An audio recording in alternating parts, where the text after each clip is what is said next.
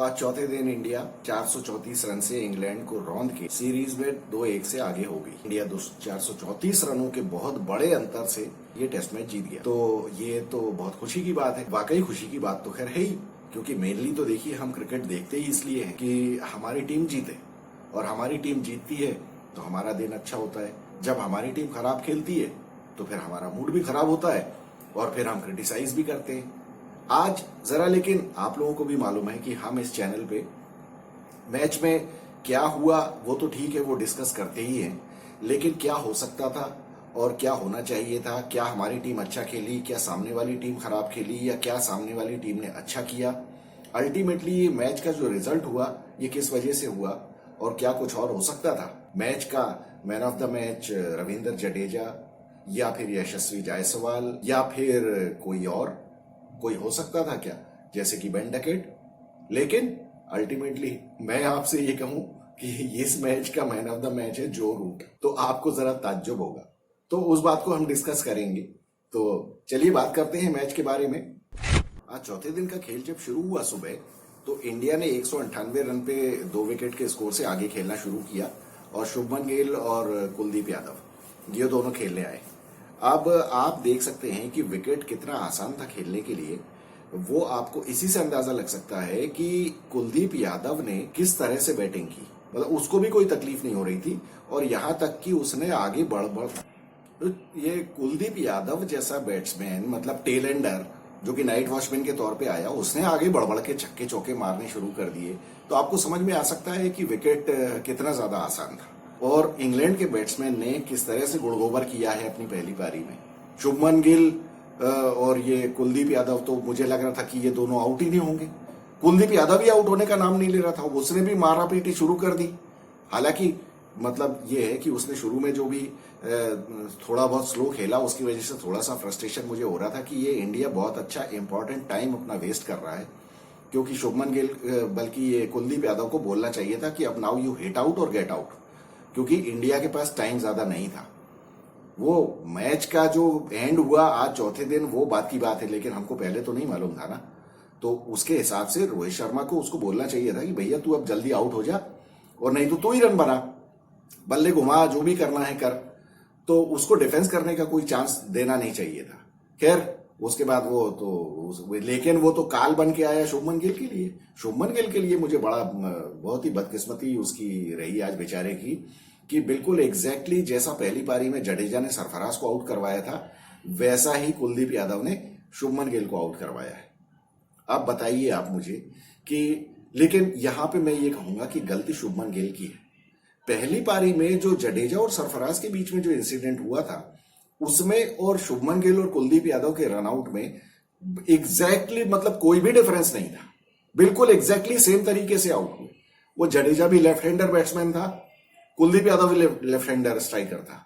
दोनों ने exactly same जगह शॉट मारा और दोनों में नॉन स्ट्राइकर आउट हुआ। आगे बढ़ के स्ट्राइकर ने कमिट करके और वापस चला गया, और इधर इसने कुलदीप यादव ने भी वही किया। लेकिन एक बेसिक डिफरेंस ये था कि सरफराज और जडेजा के केस में Jadeja was a senior batsman. दूसरी बात यह है कि आप ये नहीं कह सकते थे कि जडेजा जो है वो सरफराज से इंफीरियर है बैट्समैन, क्योंकि वो 99 में बैटिंग कर रहा था और वहां पे स्कोर बनाना था। तो वहां पे अगर मान लीजिए ये भी सिचुएशन आती कि सेक्रीफाइस किसी को करना है, तो वो सरफराज को ही करना था, क्योंकि जडेजा सेट बैट्समैन था, 99 पे बैटिंग कर रहा था। लेकिन ये दूसरे केस में, जो दूसरी पारी में ये शुभमन गिल और कुलदीप यादव के बीच में हुआ है, इसमें तो शुभमन गिल को थोड़ा सा सोचना चाहिए था कि एक तो देखिए, अगर आप सिमिलैरिटी की बात करें तो जडेजा का शॉट और कुलदीप यादव का शॉट दोनों बिल्कुल परफेक्टली सेम स्पीड से मारे गए थे। उतनी ही स्पीड से मिड ऑन पे गए। दोनों के केसेस में मिड ऑन बिल्कुल बॉलर के पास ही था। तो उतनी स्पीड से जब बॉल जाती है तो आपके पास रन को कंप्लीट करने के लिए टाइम कम है। शुभमन गिल को सोचना चाहिए था कि पहले बॉल तो निकल जाने दे फील्डर से, और वो फील्डर भी कौन, बेन स्टोक्स। मतलब आप चांस भी ले रहे हैं तो बेन स्टोक्स के ऊपर। लेकिन अब यहां पे मैं ये कहूंगा कि शुभमन गिल ने ये सोचा कि नहीं, मतलब टेक्निकली तो अगर ये देखा जाए कि स्ट्राइकर ने शॉट मारा है और नॉन स्ट्राइकर के पीछे बॉल जा रही है, तो कॉल स्ट्राइकर का है और स्ट्राइकर ने कमिट भी कर दिया है रन के लिए, तो इसको तो भागना ही था। लेकिन एंड टाइम पे जाके उन्होंने अपनी दुम हिला दी कुलदीप यादव ने कि नहीं, मैं तो नहीं आ रहा हूं, नहीं आ रहा हूं। तो फिर अब बेचारा नॉन स्ट्राइकर क्या करेगा? वो तो फुल्ली कमिटेड होके दौड़ रहा है। फिर वहां उसको ब्रेक लगा के वापस आने में जितना टाइम लगेगा उतने में तो फील्डर के अगर डायरेक्ट हाथ में आ गई ये बॉल, फिर तो आपका बचना मुश्किल है। डायरेक्ट थ्रो नहीं भी थी तो भी वो टॉम हार्टली ने बॉल पकड़ के लगा दी और वो आउट हो गया। लेकिन शुभमन गिल को ये सोचना चाहिए था कि इसमें रिस्क बहुत ज्यादा है क्योंकि शॉट बहुत तेज था, और मतलब मुझे क्यों रिस्क लेना चाहिए। 91 पे खेल रहा था, बात 91 की नहीं है। Shubman Gill was a better batsman. Sarfaraz और जडेजा के केस में ये आर्गुमेंट है कि जडेजा 99 पे खेल रहा था और Jadeja is equally good batsman. वो बात अलग है कि सरफराज एक प्योरली बैट्समैन की तरह खेल रहा है। लेकिन शुभमन गिल और कुलदीप के केस में रिस्क अगर लेनी ही है तो कुलदीप ले। हालांकि वो ये भी सोच रहा होगा कि भाई रिस्की तो है रन, लेकिन कुलदीप ने कमिट कर दिया है तो डेंजर एंड पे तो कुलदीप ही आएगा। लेकिन उसे क्या पता था कि कुलदीप बीच में से ही टाटा करके वापस चला जाएगा। बहुत ही गलत काम किया कुलदीप यादव ने। उसको तो मतलब उसकी तो अच्छी क्लास लगनी चाहिए। शुभमन गिल और सरफराज ये दोनों को लेकिन लाइफ के लिए लेसन मिल गया है कि अब भैया ऐसे में जिंदगी में कभी ये रन नहीं भागेंगे। क्योंकि देखिए सबके करियर का सवाल है, सबकी सेंचुरीज का सवाल है। पहली पारी में सरफराज की भी सेंचुरी मारी गई, दूसरी पारी में अपने गिल की सेंचुरी मारी गई, और उसके बाद जडेजा भी आउट हो गया। और इधर कुलदीप तो खैर कुलदीप को तो होना ही था, नहीं भी होता तो क्या फर्क पड़ता था। लेकिन करियर का सवाल तो सरफराज और गिल का था। तो ये लोग अब आगे ना इनको ये दूध से जल गए हैं। अब ये छाछ भी फूक के पियेंगे। अब अगली बार ये किसी के सामने दौड़ेंगे ही नहीं।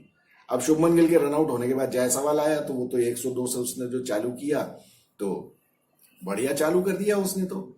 लेकिन जायसवाल के साथ एक बहुत अच्छी चीज ये है, मैंने देखी है कि ये सेट होने में अपना पूरा टाइम लेता है, और जो कि बैटिंग की बहुत अच्छी अप्रोच है। जिन लोगों में आप लोगों में से जिसने भी कभी क्रिकेट खेला है और बैटिंग की है तो आप लोगों ने भी ये एक्सपीरियंस किया होगा कि शुरुआत में जब आप बैटिंग करने जाते हैं तो 15-20 रन 20-25 रन जब तक आप बना लेते हैं ना, तब ही आपको ये लगता है कि आपके फीट अच्छे से मूव करने लगे हैं, आपकी बॉडी अच्छे से रिस्पॉन्ड कर रही है। आपको अब समझ में आ गया है कि विकेट में बाउंस कितना है, कौन सा बॉलर किस तरह की बॉल कर रहा है, वो बॉल कैसे फेंक रहा है, वो बॉल कैसे निकल रही है, कैसे आ रही है, क्या हो रहा है, मैं जहां खेलना चाह रहा हूं वहां पे शॉट मेरा जा रहा है या नहीं, मैं जिस डायरेक्शन में खेल रहा हूं बॉल उधर जा रही है या नहीं, मतलब मेरा कंट्रोल है कि नहीं। उसके लिए आपको 20-25 रन चाहिए होते हैं शुरुआत में, और एक बार जब वो कंट्रोल आपके ऊपर आपको मिल जाता है उसके बाद फिर बॉल आपके हिसाब से आप अपने बल्ले पे लेके उसको प्लेस कर सकते हैं और शॉट्स खेल सकते हैं, क्योंकि आपको पूरा मेजरमेंट मिल जाता है विकेट का, विकेट के बिहेवियर का, विकेट के नेचर का। तो ये जायसवाल बहुत अच्छी तरह से करता है। और जो भी बैट्समैन, जो भी ये पट्टे चलाने वाले, जो भी टुल्ले टाइप के जो बैट्समैन रहते हैं ना, ये लोग जो गलतियां करते हैं कि आते साथ ही मैं तो शुरुआत कर दूंगा और मैं तो छक्का मार दूंगा, बॉल फोड़ दूंगा और ऐसा कर दूंगा, बिल्कुल ग्राउंड के बाहर गिरा दूंगा, ये बहुत ही गलत बात है। ऐसा होता नहीं है। उसके लिए आपको सेट होना बहुत जरूरी है, और ये जायसवाल बहुत अच्छी तरह से करता है। मैंने अभी तक इसको जितना देखा है, ये देखिए T20 और वनडे में कई बार सिचुएशंस ऐसी होती है जब आपके पास टाइम ही नहीं होता है सेट होने का। आपके पास इतना टाइम नहीं है कि आप 15-20 बॉलें ले सके, तो वो बात अलग है। अब जब मजबूरी है तो आप कुछ नहीं कर सकते। वो टेस्ट मैच में भी कई बार ऐसी सिचुएशन आ जाती है कि आपके पास टाइम नहीं है, आपको जाते साथ ही मारना है। तो अब आज अगर मान लीजिए कि सरफराज या जायसवाल में से कोई जल्दी आउट हो जाता, तो उसके बाद जो नया बैट्समैन आता उसके पास इतना टाइम थोड़ी रहता कि वो 40 बॉलें खेले, उसे तो जाके मारना ही है। लेकिन वही सरफराज ने क्या किया, सरफराज ने आते साथ ही सरफराज का कॉन्फिडेंस लेवल इतना हाई है कि उसने तो 4 रन पे जब वो था उसके बाद फिर उठा के देना शुरू किया। उसका गेम वही है, और उसको तो काफी मतलब कॉन्फिडेंस भी था पहली पारी के हिसाब से। और फिर दूसरी बात ये कि इंग्लैंड के स्पिनर्स, ये 2 कौड़ी के स्पिनर्स हैं, इनको इतना रिस्पेक्ट दे के तो हमने पहले ही बहुत भुगत लिया पहले टेस्ट मैच में। तो अब इन लोगों को समझ में आ गया कि ये लोग किसी लायक है नहीं। दूसरी बात, इनसे बॉल स्पिन हो नहीं रही, इनसे टप्पे पे पड़ती नहीं है बॉल। और जायसवाल ने तो एंडरसन तक की ऐसी बुरी हालत कर दी, मार्क वुड को गिल ने ठोक ठाक दिया था। जायसवाल ने भी ठोका, सरफराज ने भी मारा।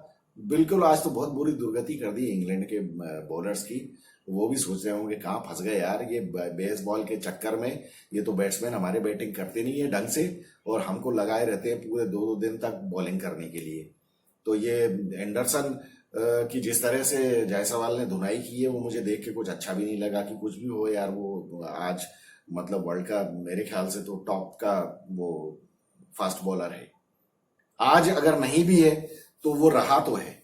और अब ऐसा टॉप का जो बॉलर है उसको कोई बच्चा इस तरह से पीटे जस्ट बिकॉज कि विकेट में कुछ भी नहीं है, तो अब क्या कर सकते हैं। मतलब कितनी बॉलिंग करेगा बेचारा। खूब बॉलिंग भी करवाई उससे क्योंकि स्पिनर्स की अच्छी धुलाई हो रही थी, छक्के पे छक्के खा रहे थे ये लोग। तो एंडरसन को लगाया तो एंडरसन के ऊपर 3-3 छक्के मार दिए उसने।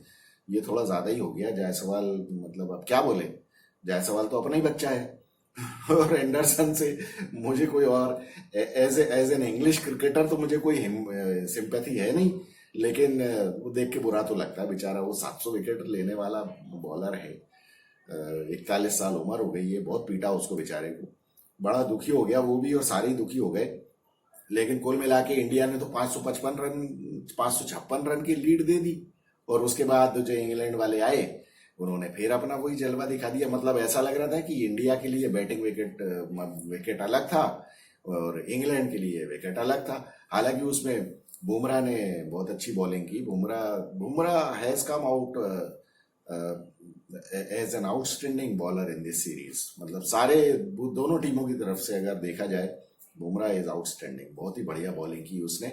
लेकिन जो रूट और जैक क्रॉली, ये दोनों का जो डिसमिसल हुआ ना, ये मतलब ये अंपायर्स कॉल ना, ये आईसीसी को सीरियसली कुछ करना चाहिए इसके बारे में। ये तो बहुत ही गलत चीज है। ये मतलब स्टैटिस्टिकली भी ये ठीक नहीं है। ये किसने ये सलाह दी है आईसीसी को, मुझे समझ में नहीं आता। यहाँ बहुत पढ़े लिखे लोग हैं, स्टैटिस्टिक्स के बारे में लोगों को पता है। मतलब अब स्टैटिस्टिक्स में कह रहा हूँ सब्जेक्ट जो मैथमेटिक्स का एक पार्ट है उसके बारे में मैं कह रहा हूँ कि ये जो एक्स्ट्रापोलेशन और ये सारी चीजें, ये जो प्रिडिक्शन होता है ना, ये सब मैथमेटिकल होता है। लेकिन इसमें भी एक बेसिक चीज ये होती है कि जब तक आपकी बॉल 50% से ज्यादा नहीं लग रही हो स्टंप के ऊपर तब तक आप आउट नहीं दे सकते हो। ये बिल्कुल ये साइंटिफिकली गलत बात है, ये मैथमेटिकली गलत है ये बात। ये पता नहीं आईसीसी को कब समझ में आएगी। आईसीसी वाले मुझे मिल जाए कहीं तो मैं इनको समझाऊं कि यार तुम बेवकूफ हो, तुम लोग इस तरह से बैट्समैन को आउट नहीं दे सकते। वो बैट्समैन बेचारा दुखी हो जाता है। और ये इंग्लैंड के बैट्समैन आउट हुए, वो मतलब इस पे मैं खुश होने की कोई बात नहीं है, क्योंकि ये टेक्निकली आइडियली ये गलत बात है। ये ऐसा नहीं होना चाहिए। इतनी सी बॉल टच कर रही है, वो स्टंप को किस करती हुई जा रही है। चूंकि वो एक बेवकूफ अंपायर ने आउट दिया हुआ है इसलिए हम ये कह रहे हैं कि नहीं वो तो आउट है, क्योंकि अंपायर ने आउट दिया था। अरे पूरे कमेंटेटर्स को मैं देख रहा हूं इस टेस्ट मैच में, Dharmasena is a very good umpire. अरे भैया ये 6 साल पहले धर्मसेना ही था एक टेस्ट मैच में जिसमें सहवाग कमेंट्री कर रहा था। तो सहवाग ने इतनी धज्जियां उड़ाई थी इसकी, इसे इतने गलत डिसीजंस देता था, ये हर बार ओवरटर्न करने पड़ते थे इसको। सहवाग ने तो कह दिया था इसका ये डीआरएस का नाम रख देना चाहिए, धर्मसेना रिव्यू सिस्टम, क्योंकि ये हर बार गलत देता है ये नालायक। और बैट्समैन रिव्यू लेता है फिर बचते हैं।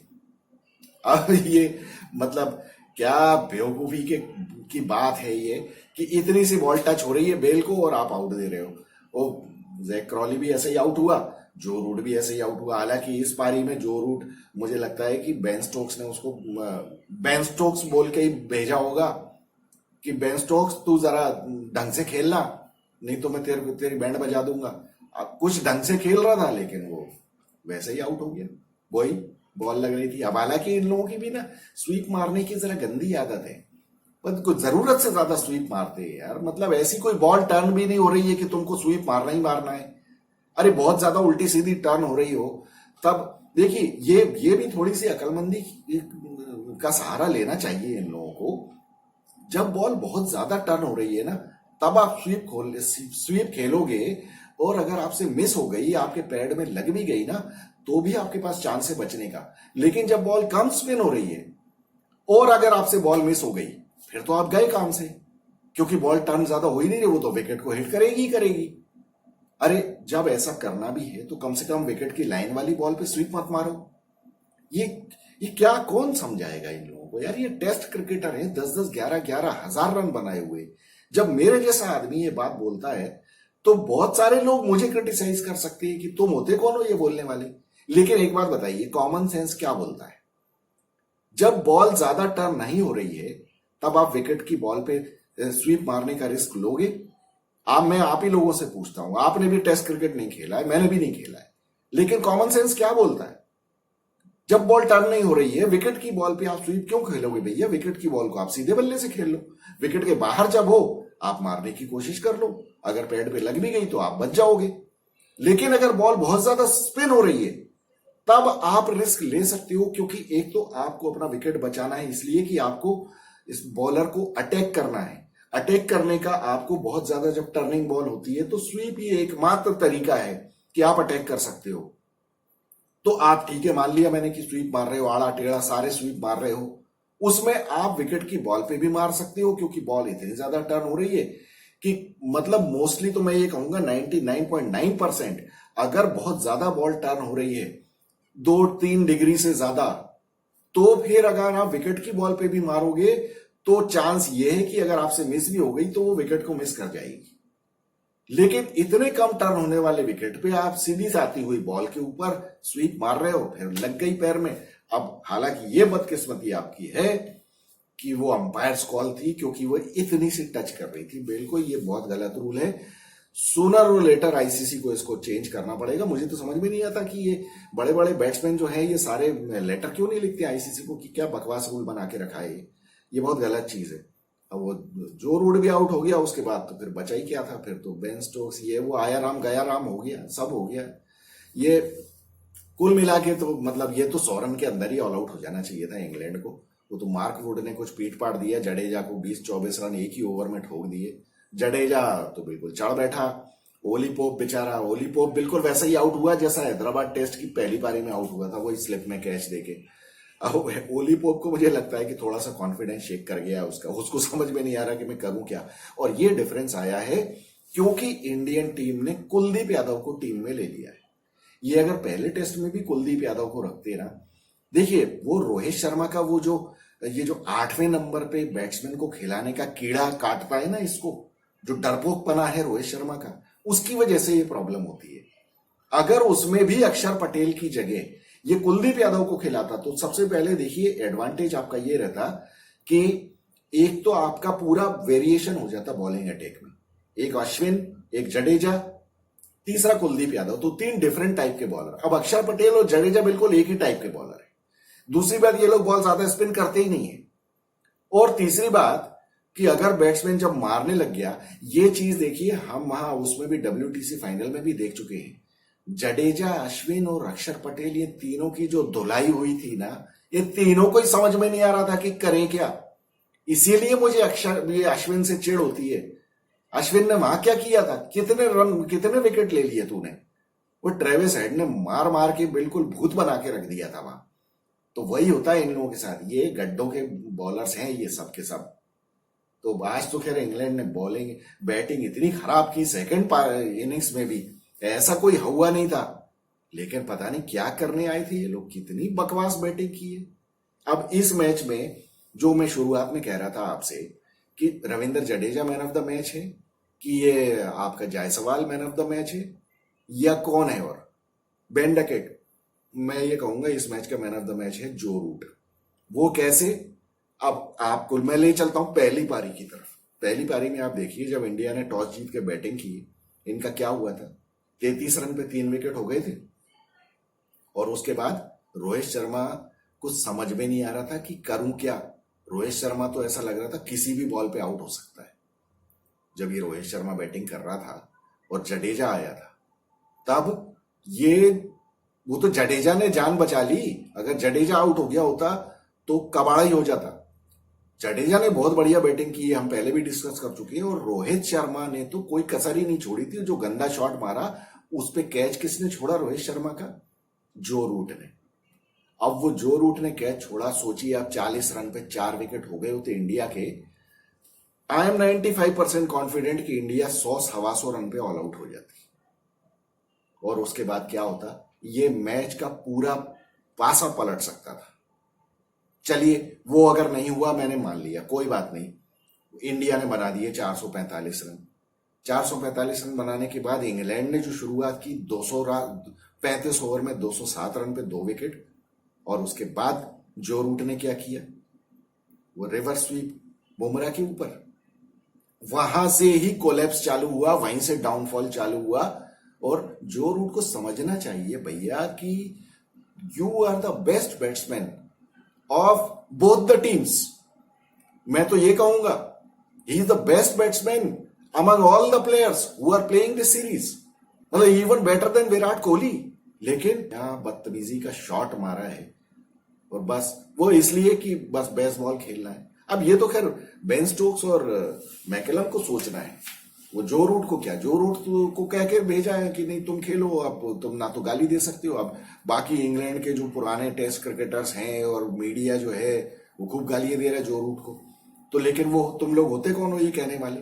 क्योंकि कोच और कप्तान जो है वो तो यही कह रहे हैं कि तू तो खेल, आड़ा खेल, टेढ़ा खेल, कैसा भी खेल, लेट के खेल, कैसे भी मार शॉट। ये क्या है? ये जो रूट बिल्कुल वैसे ही आउट हुआ है जैसा ये वर्ल्ड कप में आउट हुआ था। जो वो हमारे हिमांशु पाल ने कहा भी, एक कमेंट में कहा हिमांशु पाल ने कि ये जो रूट भी पगला गया है, इसने वर्ल्ड कप में भी ऐसे ही गंदा शॉट मारा था और ऐसे ही आउट हुआ था ये बेवकूफों की तरह। वो देखिए, मैं आपको दिखाता हूं, उसकी फुटेज है अपने पास, ये देखिए, मतलब क्या किस तरीके से आउट किया हुआ था ये, और बिल्कुल ये वैसा ही गंदा शॉट मार के। और दूसरी पारी में तो फिर वो बदकिस्मती हो गई कि अब ऐसा डिसीजन आ गया कि अब क्या कर सकते हैं आप। तो मतलब पहली पारी में जो इसने रोहित शर्मा को जो कैच छोड़ के ये जो लाइफ दी है, रोहित शर्मा ने 130 रन ठोक दिए, और बात 130 रन की नहीं है, वो उस टाइम अगर 40 रन पे 4 विकेट अगर हो गए होते लंच के पहले दिन इंडिया किसी हालत में 125 के ऊपर नहीं बना पाती रन। फिर कौन बचा ही कौन था? कोई नहीं बचा था, कोई था ही नहीं। फिर ना तो सरफराज बना पाता, ना जडेजा, ना कुछ नहीं होने वाला था फिर। तो बस बात यही है, क्योंकि ना तो फिर जो रूट ने रन बनाए, कैच अलग छोड़ दिया। मेरे हिसाब से तो मैन ऑफ द मैच जो रूट ही है। अब लेकिन ये है, चलिए सीरीज इंडिया के फेवर में आ गई, 2-1 से इंडिया आ गई आगे। अब क्या होगा आगे? जब अभी 3-4 दिन बाद से ही वो रांची का टेस्ट शुरू होने वाला है। अब रांची के टेस्ट में विकेट तो खैर मुझे लगता है कि अब ऐसा ही बनेगा। इस बात के लिए तो क्रेडिट देना चाहिए राहुल द्रविड़ को, हालांकि वो बिल्कुल बेशर्मों की तरह अपनी बात से मुकर जाता है, मतलब इस बात से मुकर जाता है कि विकेट यही बनवाते हैं। उसने तो कह दिया था एक प्रेस कॉन्फ्रेंस में, अरे हमको नहीं पता, वो तो विकेट तो हुआ क्यूरेटर बनाते हैं। अरे तुम किसको बेवकूफ बना रहे हैं? इतना सफेद झूठ तो मत बोलो कम से कम। राहुल द्रविड़ यार अजीब शरीफ आदमी लगता है मुझे ये, और मतलब इसकी है इमेज मिस्टर क्लीन की, लेकिन इतना सफेद झूठ, मतलब इस पे तो कोई चोर भी हंसने लगेगा यार। क्या बातें कर रहे हो तुम? राहुल द्रविड़ कह रहा है कि मुझे नहीं पता विकेट कौन बनाता है, क्यूरेटर बनाता है। मतलब तुम इतने सीधे आदमी हो कि क्यूरेटर बना के दे देता है और बस तुम कह देते हो कि हाँ भाई हो गया, आप मालिक हो। यार ये किसी और को बताना यार, ठीक है ना? अब पता नहीं, विकेट तो मुझे लगता है कि ये ऐसा ही बनाएंगे, क्योंकि इनकी पोल खुल जाएगी। अदरवाइज अगर ये गड्ढा विकेट बनाए ना स्पिन करता हुआ, ये फिर से साले आउट हो जाएंगे ये नालायक। इंडियंस की 2-2 हो जाएगी, तो वो तो आप भूल जाओ कि ये स्पिनिंग विकेट मिलेगा। हिमांशु पाल कह रहे थे ना गड्ढा विकेट ही दे देना चाहिए। पहले जब इंग्लैंड धुलाई कर रहा था इनकी, तब हिमांशु ने बोला कि अरे इससे तो बढ़िया है कि गड्ढे विकेट ही दे दें, कम से कम इंग्लैंड इतना पीटेगा तो नहीं। लेकिन डर इनको ये है भैया कि ये इनकी खुद की दम निकल जाएगी, ये खुद नालायक आउट हो जाएंगे सारे के सारे, इसलिए अब ये नहीं करेंगे, ये ऐसे ही विकेट बनाएंगे अब, और फिर ये उम्मीद करेंगे कि इंग्लैंड ऐसी ही बदतमीजी की बैटिंग करे। लेकिन मुझे लगता है कि अब चूंकि सीरीज 2-1 से इंडिया के फेवर में है, अब मैकल इनके लिए अब इज्जत का सवाल है। इज्जत का सवाल ये है, अब ये दुधारी तलवार हो गई। ये बेसबॉल अप्रोच जो इनकी है ना, जो पिछले 20 टेस्ट मैचेस से खेल रहे हैं, उसमें ये है कि अब अगर ये अपनी अप्रोच चेंज करते हैं तो ये पूरी दुनिया ये कहेगी डर गए। पूरी दुनिया इनके पीछे ही पड़ेगी कि डर गए, डर के मारे अपनी अप्रोच चेंज कर दी, वापस ट्रेडिशनल क्रिकेट खेलने लग गए डिफेंस कर करके। तो अब लेकिन चक्कर क्या है कि अगर वैसे ही खेले तो फिर हो सकता है कि बाकी 2 टेस्ट मैचेस भी हार जाए, क्योंकि देखिए इस तरह के बदतमीजी के शॉट मारने में तो आप कभी भी आउट हो सकते हो। और यहां पे कुलदीप यादव और बुमराह ये दोनों बहुत बड़े थ्रेट हैं इंग्लैंड के लिए। अगर उल्टे सीधे शॉट मारे तो ये लोग तो आउट कर देंगे, और अपने दिन में सिराज भी आउट कर देगा। बाकी अश्विन और जडेजा पे तो मुझे भरोसा है कि ये कुछ नहीं करेंगे, इनके बस का कुछ नहीं, पिटाई खाते रहेंगे बस। अगर बैटिंग विकेट रहा ना, ये कुछ नहीं कर सकते। अब वो तो इंग्लैंड ही इनकी हेल्प करे तो इनको विकेट मिलेंगे, लेकिन अब देखना है कि क्या करेंगे दोनों मिलके, बेन स्टोक्स और ये मैकलम। तो मुझे लगता है कि थोड़ा बहुत इनको ना करना चाहिए ऐसा कि मतलब अब ये कम से कम जो रूट को तो बोले कि भैया तेरा काम है 150 रन बना के तू टिका रहे, तू आउट मत हो, बस तू बस टिका रहे और उल्टे सीधे शॉट मार मत, बस तेरा काम है एक छोर पकड़ के रहना। अगर बाकी बैट्समैन भले ही अपना वो बेसबॉल चलाते रहें, बल्ला घुमाते रहें, लेकिन उससे भी इनको काफी फायदा हो सकता है। तो अगर सिर्फ ये इतना सा चेंज कर लेंगे ना तो ये लोग काफी फाइट कर सकते हैं और भारी पड़ सकते हैं ये लोग। तो मुझे लगता है कि अब चौथे टेस्ट मैच में ऐसा करना चाहिए इनको, अदरवाइज ये बिल्कुल साफ हो जाएंगे, ये बाकी 2 टेस्ट मैचेस भी हार जाएंगे अगर बदतमीजी की ना इन लोगों ने। तो मुझे लगता है कि फिर ये डर इनको लग जाएगा, ऐसा नहीं हो भैया 4-1 से हार जाए। इससे बेहतर है कि थोड़ा बहुत कुछ कर लो, और उसमें सेंस भी है यार। ये कौन कहता है कि सिर्फ मार के पीट के खेलना ही बिल्कुल एग्रेसिव क्रिकेट होता है? आप एग्रेसिवली फाइट भी कर सकते हो, ऐसा थोड़ी है कोई। अगर मतलब पहले जमाने में भी जब सामने वाली टीमें चढ़ जाया करती थी तो डिफेंड करके भी लोग अग्रेसिव हुआ करते थे कि ठीक है तुम कर लो, तुम्हें जो करना है, हम आउट ही नहीं होंगे। ऐसे हुई है कई बार सिचुएशंस, और उसमें कोई ऐसी कोई शर्म की बात नहीं है। अगर विकेट फेवर कर रहा है बॉलर्स को, अगर कंडीशंस फेवर कर रही हैं, तो उस केस में अगर आप अपना विकेट बचा के जाते हो, भले आप रन ज्यादा स्कोर ना करो या अग्रेसिवली स्कोर ना करो, तो उसको भी अग्रेसिव क्रिकेट ही बोला जाता है। अल्टीमेटली टेस्ट मैच जो है ये आके टोल्ले चलाने का नहीं है गेम, ये टेक्निक का, टेम्परामेंट का, पेशेंस का, इस सब का खेल है। तो ये दिखाना चाहिए इंग्लैंड को। और मैं तो नहीं कहूंगा कि आपकी बेसबॉल घुस गई अगर आप अपनी अप्रोच थोड़ी सी चेंज करते हो। और करना क्या है आपको, 1 या 2 बैट्समैन को बोलना है कि तुमको लंबा खेलना है, बाकी लगे रहो मारने के लिए। और वो बेचारा बेयरस्टो, उसको तो समझ भी नहीं आ रहा है, उसकी बदकिस्मती भी आज आज आज उसने बेवकूफी की, फिर वही विकेट की बॉल पे स्वीप, और बॉल स्पिन हो ही नहीं रही है, सीधी सीधी मिस हो गई आउट। बस तो भुगतो आप। ये पागल, मतलब एक तो वो बेचारा टेंशन में आदमी गलत डिसीजन भी ले लेता है, क्या करे। तो चलिए कुल मिला के मजेदार, हमको तो मजा आया। अब इंडिया जीतती है तो मजा तो आता ही है, लेकिन फाइट नहीं हुई, फाइट होनी चाहिए थी। तो चलिए बताइए आप लोगों का क्या कहना है, आप लोगों को क्या लगता है इंग्लैंड क्या कर पाएगी, नहीं कर पाएगी कुछ। तो अब 4 दिन का इंतजार है, मिलेंगे। अब देखें, मेरे ख्याल से तो ये अब राहुल अगर फिट हो जाता है तो रजत पाटीदार का तो पत्ता साफ है, और टीम बिल्कुल यही के ये रहने वाली है। अगर राहुल नहीं आया तो टीम फिर यही रहेगी, फिर तो कोई चांस ही नहीं है फिर इधर उधर कुछ चेंज होने का। तो मुझ स्पेकुलेशन अब कुछ करने के लिए बचा नहीं है टीम के बारे में। टीम जो है यही रहेगी, या तो राहुल आएगा या नहीं आएगा, बस। तो अब देखते हैं, रांची टेस्ट मैच के पहले अपन फिर बात करेंगे एक बार। Vikas Saxena the buyer journalist, thank you so much.